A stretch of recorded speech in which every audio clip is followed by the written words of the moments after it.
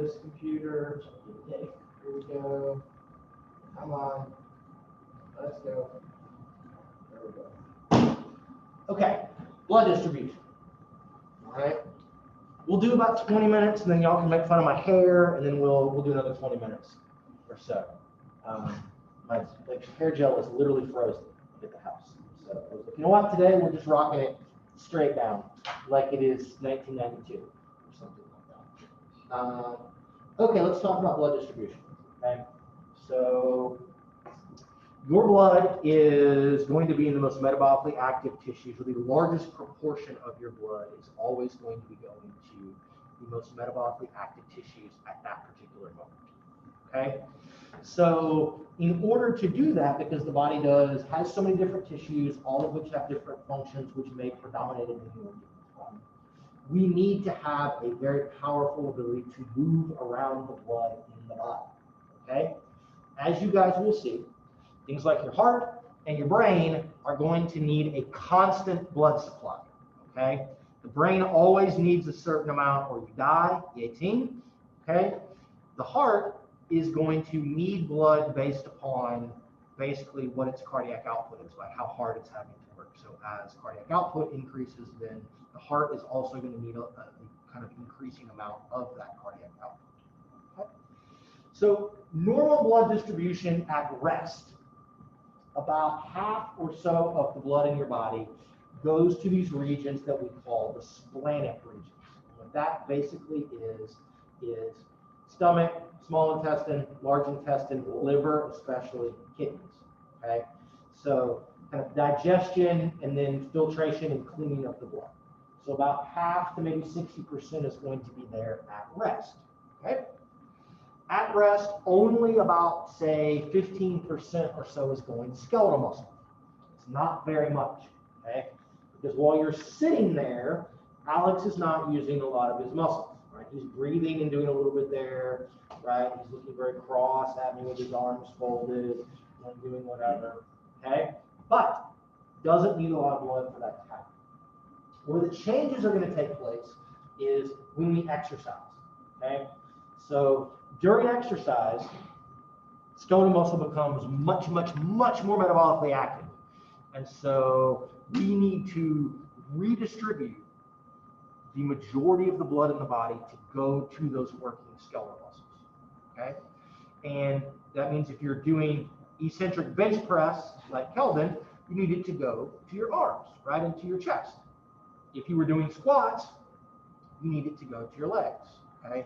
If you're cross-country skiing, you need it to go everywhere, right, to all of your muscles. And so we'll talk about kind of the mechanisms that control why it goes where and how that gets to be very tissue specific. It's kind of a, as scientists say, a very elegantly simple way of doing it. It's very clever, but also part of it is simple, another part of it is amazingly complicated. Okay, so during exercise, maybe 80% or more of all of the blood in your body is being directed to skeletal muscle, especially if it's kind of aerobic, rhythmic, right, kind of large muscle groups. So you're running, you're walking, probably not walking, but you're jogging, you're running, you're on the elliptical, not talking on your phone, but having to do some other things. You're on the Stairmaster, right, those kinds of things. So between the ability that we have to increase cardiac output maybe 5 times or 6 times, right, from where it is at rest, combined with our ability to send somewhere north of 80% of our blood to working muscles, the combination of those two things is going to lead us to a place where between cardiac output and blood flow changes, we may be able to increase the amount of blood going to working skeletal muscles, maybe up to somewhere between 20 and 25 times what it is at rest. Okay? Part of that is distribution, part of it is as cardiac output goes up, it's just going faster and faster. It's going to go. Okay? So that's the exercise condition compared to normal.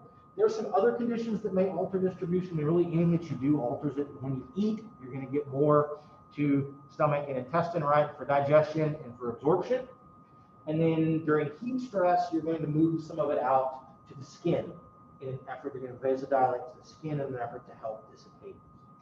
We don't talk about that really at all in this class. If you were unable to dissipate heat from your skin, you would kill yourself from hyperthermia inside of about 30 to 45 minutes of exercise, right? You would cook yourself, literally. There's a lot of other, when we talk about fatigue, we'll talk about that, like you get a core temp over 40 degrees Celsius and your brain says, no mas, shut it down, and off we go. Okay, so this just kind of shows, right, here is resting, and the things that look big, right, are going to be getting more of it, and it's going to show you the kind of rough percentage. So here's resting cardiac output of 5 liters per minute, and we're getting somewhere between 20 and 25% of it here to liver, stomach, small and large intestines. Okay, about 20% to the kidneys, not very much to the bone, about 15%, right, is going there. When we increase it up to 25 liters per minute, right, then we're going to knock this way, way down. So it doesn't go down a huge amount in an absolute sense, but it's only like 3 to 5%. The heart's going to keep its amount that it needs, and it's kind of going to go up relative to the overall increase. But then what the big thing that changes is look at how much goes to skeletal muscle here, and look at how much goes to skeletal muscle there. That's kind of the big take home. Right? During exercise, we are going to shunt blood away from pretty much every other tissue in your body but your skin and your brain to go to skeletal muscle. Okay? And that's why don't go swimming for a half an hour or 45 minutes after you've eaten. You should go swimming, you start exercising, you send all the blood away from there, and you're stuck with undigested food with no place to go in your digestive system, and that's why you have tummy ache. Right? So, there we go. This just shows kind of the relative and absolute kind of changes in blood distribution. That's all pretty straightforward. Let's do the more complicated stuff now. Okay? So, let's talk about the things that are going to affect where the blood is going. So I'm going to talk about flow, okay? Blood flow is slightly different than cardiac output, which is slightly different than, there's a whole lot of terms surrounding, and again, we'll have the cardiovascular guys can tell us about conductance, right? So flow across a vessel basically is the amount of blood, like you get a velocity of blood at a certain diameter, right? So there's a certain kind of area, and the amount of blood is going at a certain velocity past that point. You can calculate an actual like volume, if you want, that's going past there, that we're assuming is going to get downstream. You can call that flow. In the lab that I worked in for a master's, where we did Doppler ultrasound and kind of cardiovascular stuff, we referred to flow interchangeably with the blood velocity profile. That's really not 100% correct, okay, but that's kind of where we are. So when I say flow, all that I really want you guys to know for this class is cardiac output is going to this place, okay? And there's going to be a combination of things, like pressure is going to go up, velocity is going to go up, and so kind of the net of all of that is that more blood will go to those tissues. So the rate at which blood flows through the vascular system generally follows the physical laws of hydrodynamics applied to rigid cylindrical vessels. Now, hopefully your vessels are neither rigid, okay?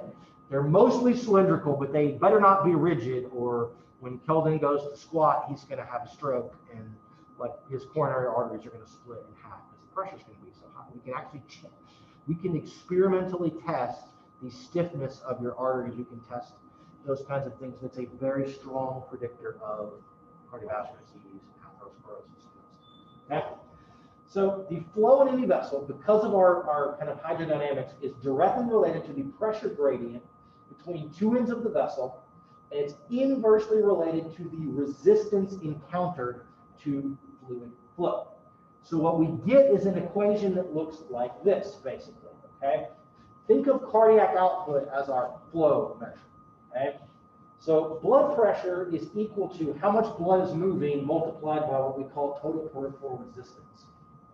Total peripheral resistance is the sum net total of all of the things trying to stop the blood from circulating and moving. The primary thing that controls this, okay? the primary thing is going to be the diameter of arteries and arterioles, which we'll talk about when we look into our next kind of things. But for the most part, peripheral resistance is controlled by vessel diameters. Okay? Now, when we change resistance, that also then as this goes up, and you can see the blood pressure goes up. It's going to be a good thing in some instances and a bad thing in some others. Okay? So we can rearrange that equation to kind of help suit us when we need to. All right, so more math. I promise you we're going to have stuff that's going to cancel out in the midst of all of this, okay? For all of my algebra people. We'll try to break it down to the things that really matter. But we've got two things working for us as it relates to the flow of fluid through rigid cylindrical tubes.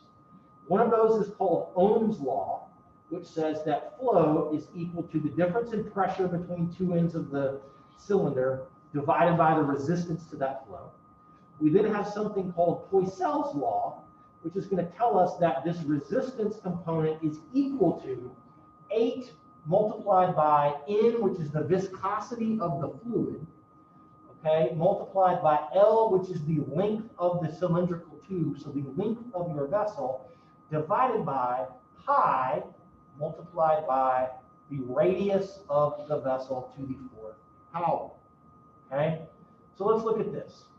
This is not 100% accurate, but we're going to make a relative assumption that blood viscosity does not change.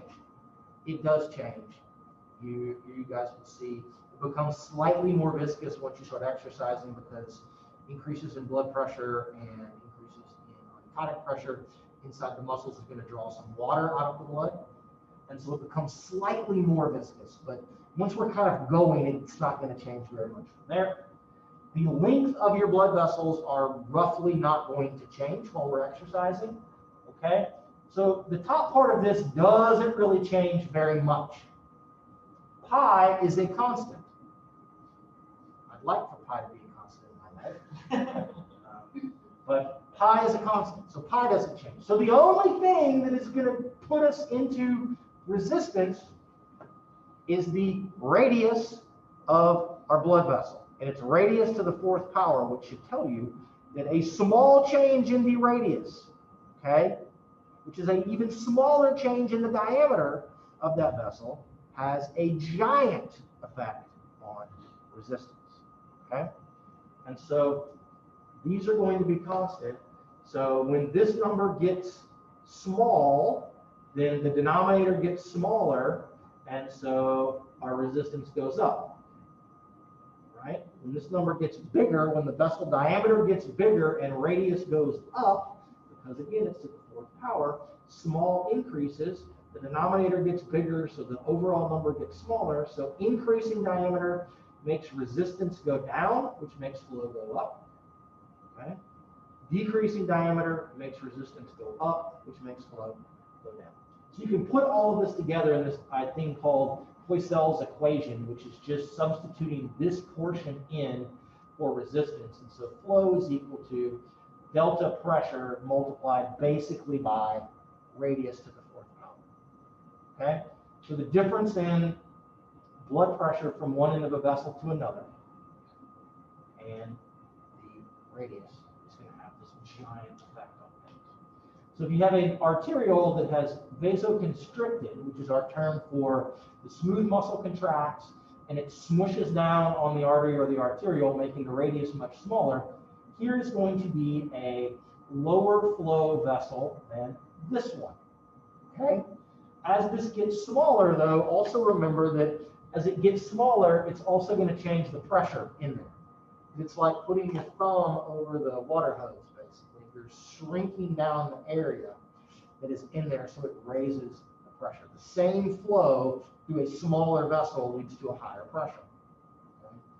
And so that can be good during exercise because we're going to vasodilate and we want to increase pressure to be able to keep driving stuff through there. But let's say you have atherosclerosis. You got a bunch of fatty plaques in here and it's scrunched down. Now your pressure's going up. And let's assume that is a vessel either in your coronary arteries or it's a cerebral artery. Pressure is really, really high in the brain. It's going to be at a greater chance when you do that squat, and you Valsalva, and you skyrocket your pressure, that it may bust open now you've had a stroke or something like that. Okay? So small changes, big deal. So when we want to control blood distribution, it is primarily done by the arterioles. Okay?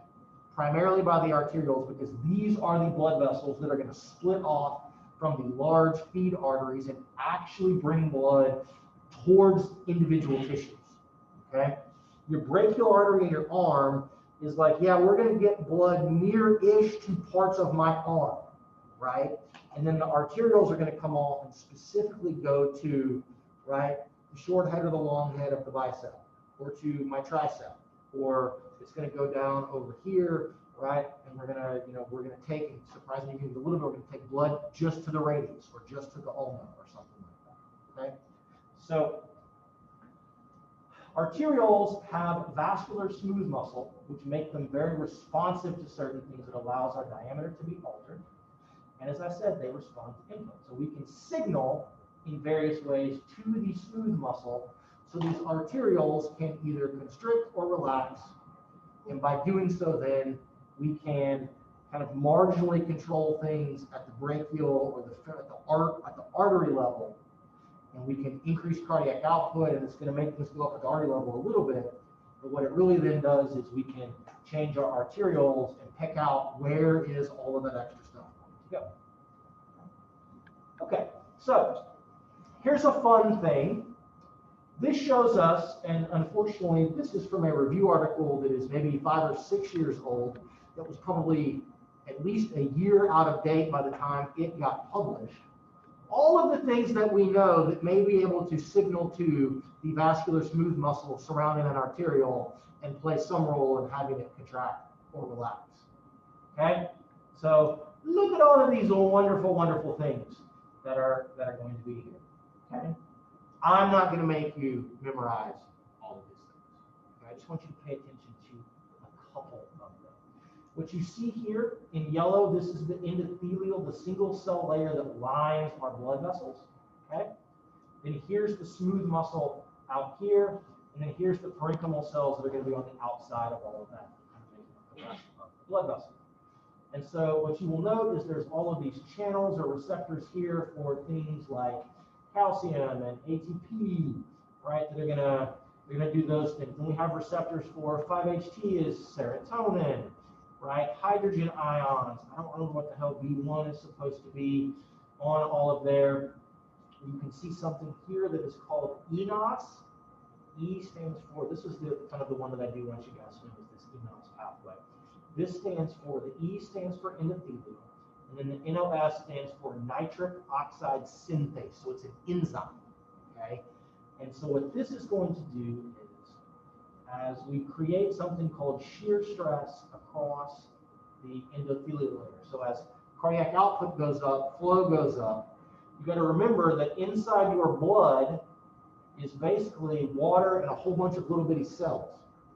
Those little bitty cells, if anybody's ever done anything like with a sandblaster, right? It's like having sand in water, and so as they get shot through there faster and faster, they're going to create a little bit of friction along the inner lining of the endothelium. That's called shear stress. It's a shearing, like Mr. Miyagi rubbing the fingers together, okay? Creates friction. That, in turn, activates this endothelial-derived nitric oxide synthase, which takes L-arginine and turns it into nitric oxide. That nitric oxide then is going to get released, and it's going to come out here to the smooth muscle, and it's going to tell the smooth muscle to relax. Okay? This is, among a host of other things, this is one of the kind of most well-characterized, well-understood, but also really, really important ways in which exercise is going to stimulate vasodilation to go to arterioles in the muscles that are active. Okay? So you got a bunch of other things that are going on kind of up here, and I've forgotten what some of these things are. So here's COX-1. This is cyclooxygenase enzyme. So if you activate cyclooxygenase, it makes a prostaglandin. That prostaglandin then activates IP, so it's that inositol phosphatase or something like that, and cyclic AMP. So prostaglandins, which are immune mediated very often. You get an activated immune response, you make prostaglandins. COX-1, this is what aspirin and ibuprofen and those things block. They block the cycloaction in these enzymes. Anyway, this leads to relaxation. It opens up the blood vessels. That's why you would get, in some instances, you get swelling in response to inflammation, right? In response to tissue damage, is because of the actions of these kinds of things. And there's a huge number of other things, okay, that are going to go into all of that. So the stuff that I want you to know is relatively simple, okay? I want you to understand something called autoregulation. Autoregulation is what we call local control of blood distribution. And that is going to show us that arterioles will self-regulate the amount of blood a given tissue receives, okay? So as O2 consumption in the surrounding tissues go up, we're going to have the release of a drop in pH. We're going to have potassium ions floating around from all the different action potentials and things. All of this can and will lead to vasodilation, okay? As this also goes up, okay, as heart rate goes up, as cardiac output goes up, as blood pressure begins to go up with things, then the velocity of flow through the larger vessels and then the arterioles is going to increase. As velocity profiles increase, that leads to more shear stress, which leads to the release of nitric oxide, which gets us further vasodilation. So as muscles work, right, they're going to kind of self-regulate to create these things that will then lead to faster flow to those vessels, which then feeds forward and causes even more vasodilation. So we're going to get more blood flow going to those muscles. Okay, it's a pretty good system to have. Now, counteracting a lot of this autoregulation is something called extrinsic neural control. And so the nervous system, especially the sympathetic nervous system, also controls blood distribution. Blood pressure and cardiac output of those things. Smooth muscle has receptors, some beta-2 receptors that are going to cause epinephrine. Norepinephrine will cause those tissues to dilate. And then it has alpha receptors that will cause the smooth muscle in those tissues to constrict. So you exercise, sympathetic nervous system response goes up, drives heart rate, drives contractility, cardiac output goes up. It also is going to lead to, depending upon some of these things, typically in most tissues, alpha receptors are going to outnumber beta receptors. And so in general, sympathetic nervous system output causes an increase in blood pressure, and it causes kind of systemic vasoconstriction, okay? Then, though, autoregulation has the power to counteract vasoconstriction from neural control. So you start exercising, you dump a bunch of epinephrine and norepinephrine out. The response is vasoconstrict everywhere. Then the autoregulation comes in and vasodilates only to the skeletal muscle that's working during that bout of exercise. And so now I've shut off blood flow to all non-essential places, and I'm allowing more of it to go to the places that I need. Does that make sense? Okay. So this is sometimes referred to as something called a functional sympatholysis. And what is happening is neural control does one thing, and then we're lysing that control with autoregulation. It is significantly more complicated than what I've just kind of explained to you. There's additional signals and additional things, right? Skeletal muscle also has some beta-2 receptors. So in some skeletal muscle or in some blood vessels, in some skeletal muscle, you're going to get vasodilation from the epinephrine, norepinephrine. These all kind of work in concert. But the net is we send one signal here, and then we let the localities basically sort everything else out on the back, so that it doesn't go where we don't need it, and then it does go where we want it. Okay? There's a really, really cool episode of Mythbusters. You guys remember the show Mythbusters? Where they put the guys in this sad that I think Grant O'Hara died. He died like this summer or something. I don't know what from. Yeah, brain aneurysm. The brain aneurysm. This is going to be really bad. But they put them in situations that they were afraid of. And so I'm pretty sure like they put Grant in a box with these big like tarantulas. And they do it to evoke a stress response. And they put a camera, a thermal camera, on their feet. Big response, vasoconstrict everywhere. Guess what happens to the temperature in your feet without blood? You get cold feet. You're scared, you get cold feet. So they were testing the myth of where does that come from, right? They did somebody was in there with snakes, somebody had spiders, and maybe Grant was in with sharks. You know, there were some weird things, and I was like, this is fucking nuts.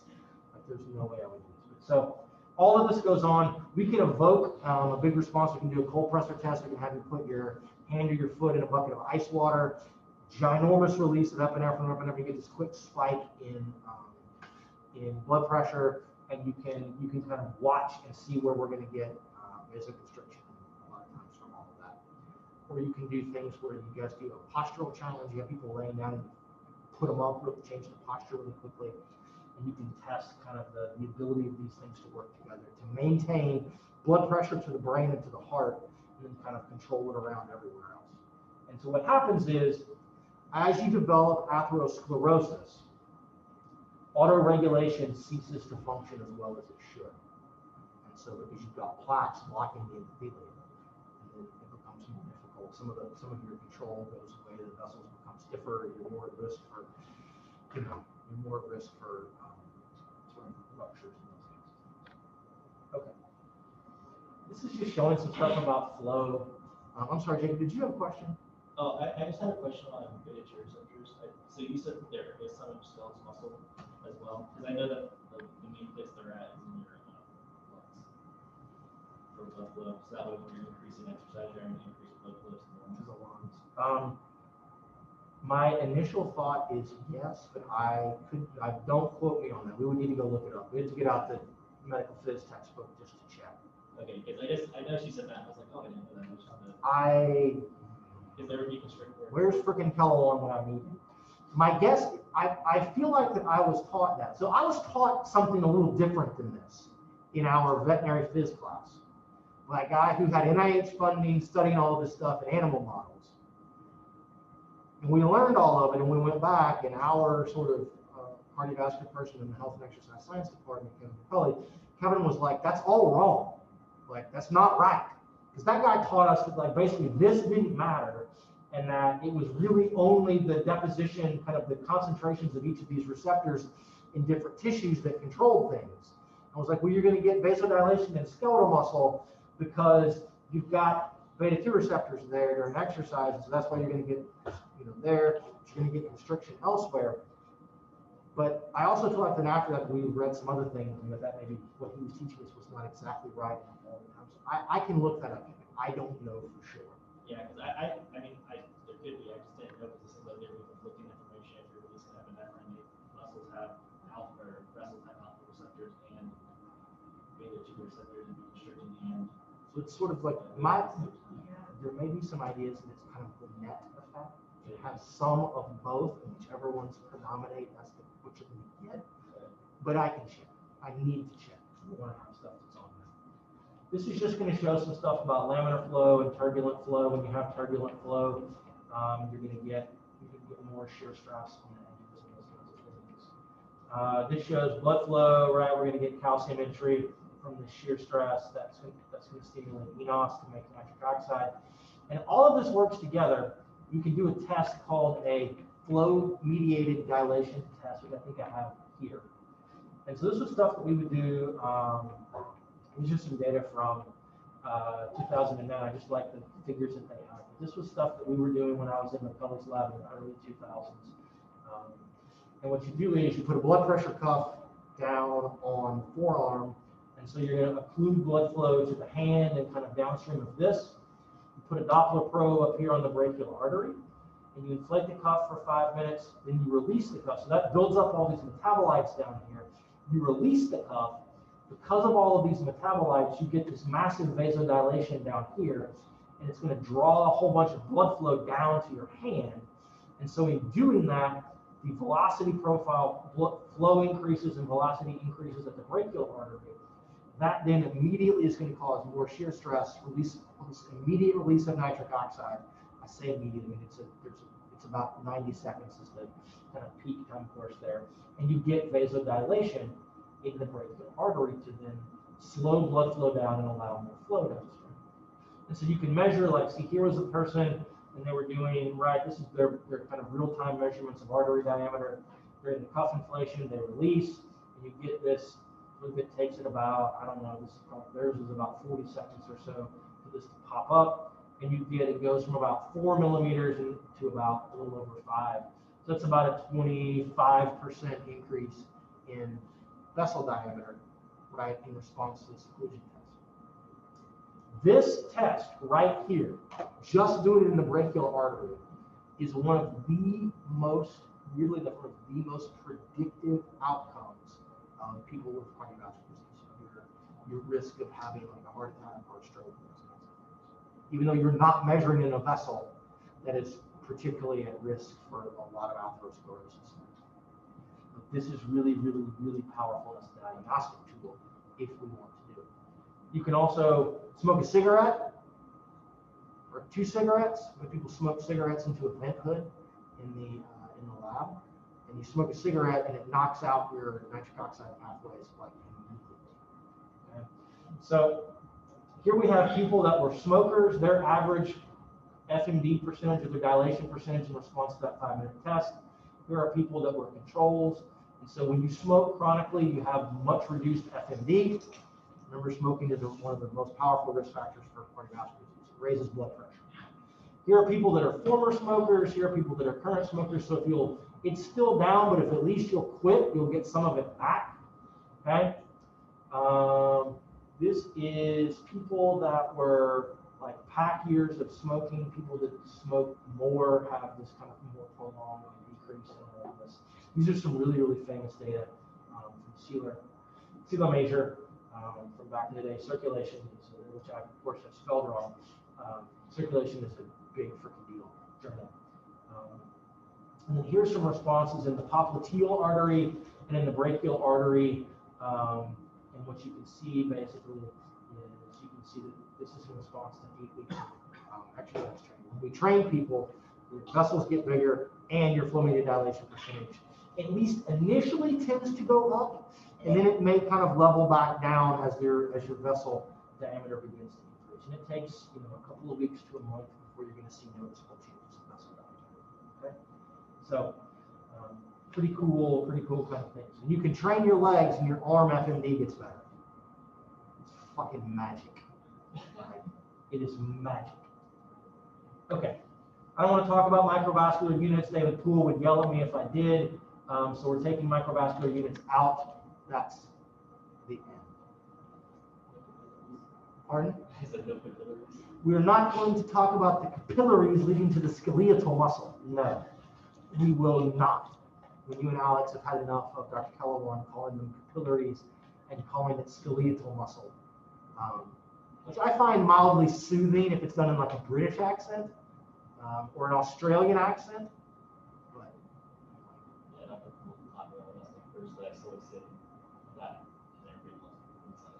yeah, we don't, and maybe I should, but we don't spend a lot of time talking about capillaries during exercise and those kinds of things. I mean, as flow goes up in the arterioles, you're dumping more into the capillaries. We'll talk about in training. And when people become better aerobically trained, they actually develop more capillaries. So you have a denser network of capillaries. So that actually slows blood flow down to that tissue, and you can get more blood there, and it moves slower, so there's more time for diffusion to take place.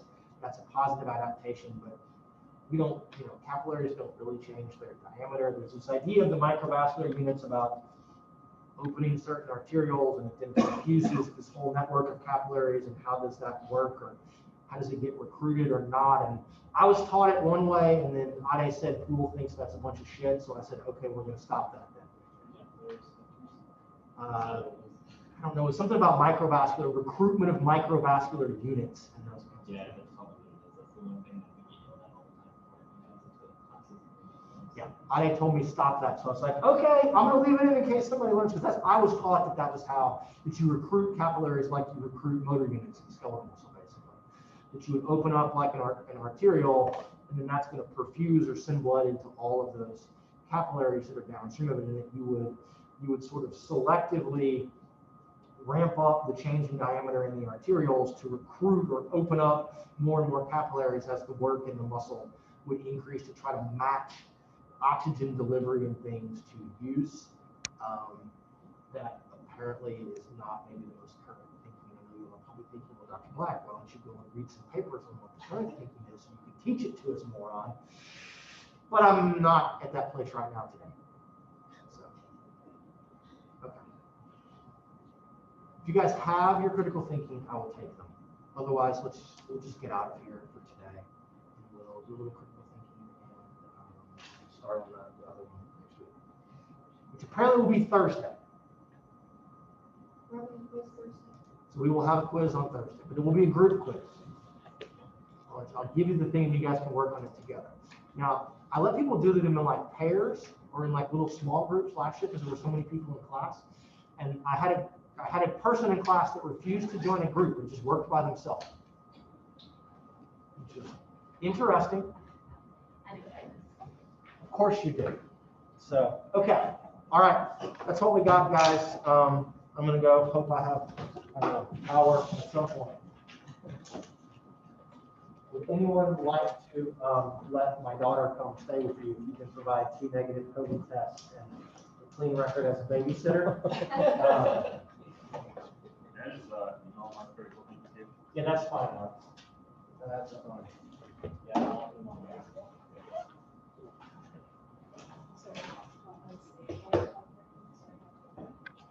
Oh God. What happened? That's what you're getting fixed today. Yeah, I tried and I went to Best Buy